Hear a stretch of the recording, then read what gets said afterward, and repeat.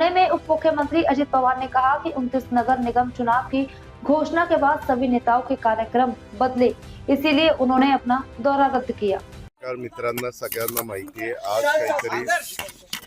आज संध्याकाळी स्वतः निवडणूक आयोगाचे प्रमुख यांनी आपल्या 29 महानगरपालिकेच्या निवडणुका जाहीर केलेल्या आहेत।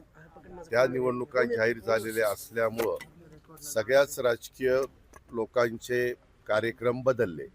आमचाही शेवटचा कार्यक्रम झाल्यानंतर मी माझ्या दुसऱ्या दौऱ्यावर जाणार होतो, परंतु मग मी इथं थांबलो। माझ्या नंतर मी सर्किट हाऊसला जाणार होतो, परंतु आचारसंहिता त्यांनी डिक्लेअर केली की सुरू होती, त्याच्यामुळे मग मी इकडं आलो आणि इकडं वेगवेगळ्या भागातले लोक, सोलापूर जिल्ह्यातले, आमच्या सांगली मिरज कुपवाड परिसरातले, पुण्यातले, पिंपरी चिंचवडमधले असे लोक येत होते, भेटत होते।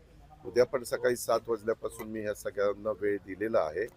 काहींना कुठल्या प्रभागाच्या बद्दल काही सांगायचं आहे, काहींचं वेगवेगळी मतं। निवडणुका म्हटल्यानंतर कसं झालं पत्रकार मित्रांनो, आमच्या निवडणुका झाल्या, कोणी आम्ही खासदार झालो, कोणी आमदार झालो, कोणी मंत्री झालो, उपमुख्यमंत्री, मुख्यमंत्री, सगळे काही पदं मिळाली आम्हाला।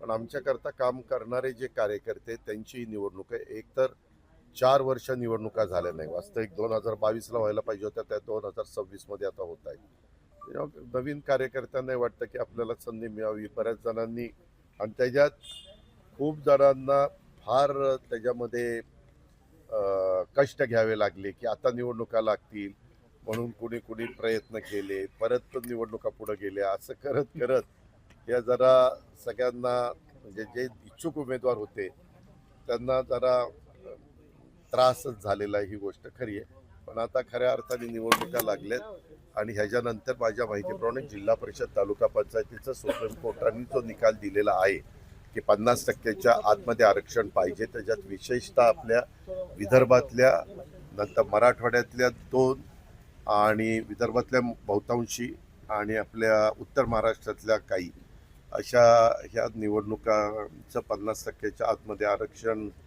आणतील निवडणूक आयोग, कारण सुप्रीम कोर्टाचेच आदेश आहेत।